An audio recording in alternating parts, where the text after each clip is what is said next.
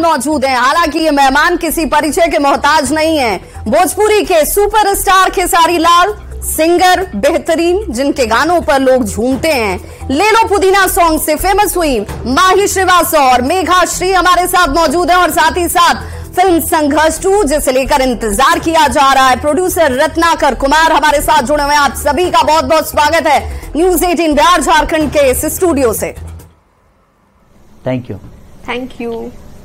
खेसारी जी, सबसे पहले चूंकि संघर्ष 2 को लेकर आप आ रहे हैं, पहली बार स्टूडियो में आपकी मौजूदगी है।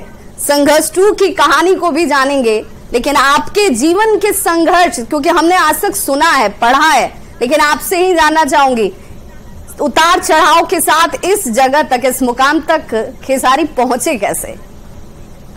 न्यूज 18 के जितनी भी श्रोता है, मुझे सबको दिल से प्रणाम है।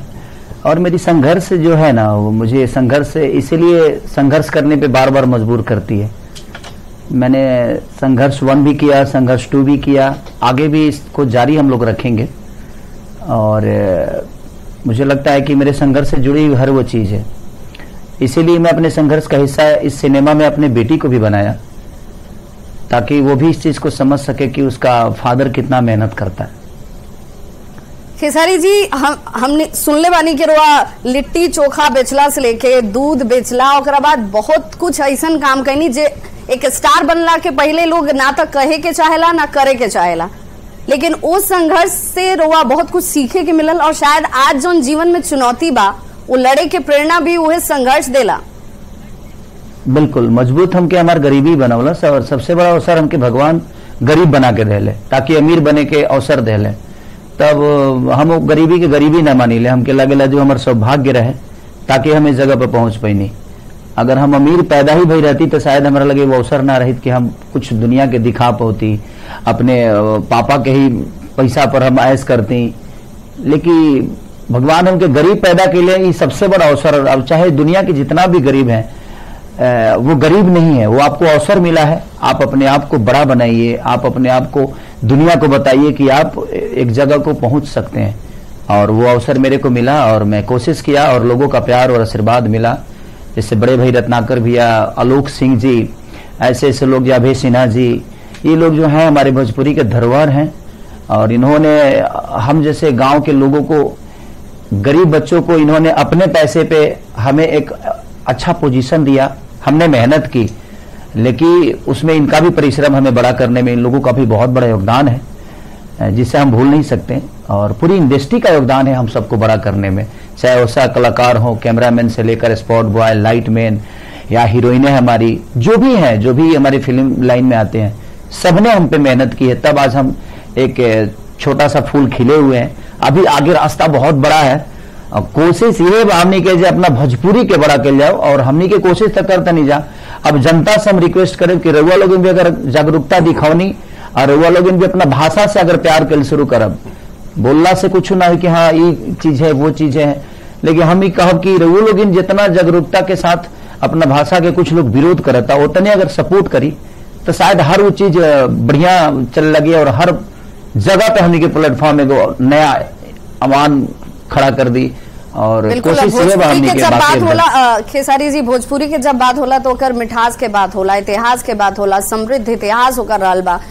चाहे भिखारी ठाकुर के जिक्र कर ली, तमाम ऐसे लोग जे एकरा के वो बहुत खूबसूरत मुकाम देले रहे। लेकिन आज के समय में लोग भोजपुरी के नाम लेला तो एगो अलग तरीके से लेला।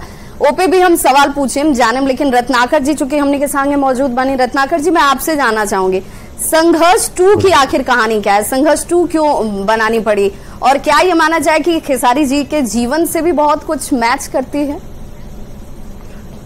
ये एक घर की कहानी है, जो घर में जो हमारे प्रॉब्लम्स हैं बच्चों के अंदर, वो चीज को खेसारी जी ने डिस्कस किया था कि ये सबसे बड़ा प्रॉब्लम जो है पूरे देश में ये उभरता जा रहा है। जैसे जैसे हमारी जनरेशन जो है वो काफी बढ़ रही है, बट वो एक सही जगह जाने की बजाय जो है वो अलग अपनी मोड़ ले रहे हैं।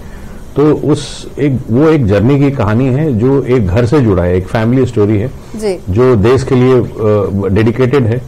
एंड ये जब बन रही थी कहानी, तो ये सोच के बनाई जा रही थी कि हम कुछ बिहार को दे सकें, यूपी को या पूरे देश को हम क्या दे सकते हैं। एक नई दिशा क्या दे सकते हैं। तो वो एक फिल्म ही माध्यम था। बहुत काफी डिस्कशनों के बाद जो है करीबन 1 साल लगे इस चीज को प्लान करने में। तो ऐसा बनाया गया कि हम ऐसी पिक्चर बनाएं कि लोग हर एक घर में देख सकें, क्योंकि लोग पिक्चर बनाते हैं फिर वो 1-2 महीने में उतर जाती है, बट हम मैसेज कुछ नहीं दे पाते हैं।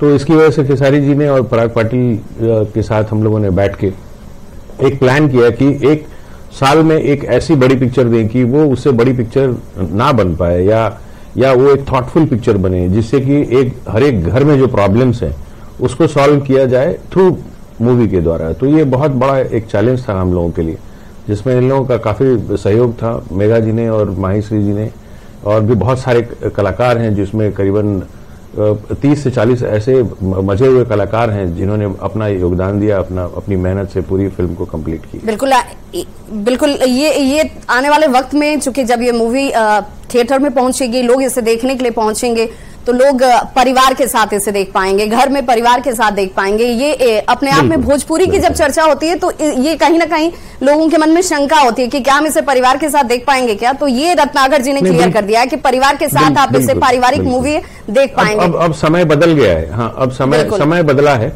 और जब तक जो जैसी हमारी थिंकिंग है, या जैसे एक लोग सोचते हैं बिहार और यूपी के लोग, तो जब तक खुद को बदलेंगे नहीं, हम खुद की जो अच्छाई है, या खुद जो समाज में एक अच्छी चीज चल रही है, वो थॉट को लेकर के जब तक फिल्मों में लेके नहीं आएंगे तो तब तक नहीं होगा। और हमारे इंडस्ट्री में जो सोचने वाले जो हैं वो थोड़े कम है, तो हम लोग चाहते हैं कि और लोग भी जुड़े। शुरुआत आखिर किसी को तो करनी होगी, कहीं से तो करनी होगी, ताकि उसको लोग अनुकरण कर पाए। खेसारी जी, चूंकि बिल्कुल रोआ अभी हाल के दिनों में बड़ी भावुक होके कहनी कि भाई हमरा अंग्रेजी ना आवेला,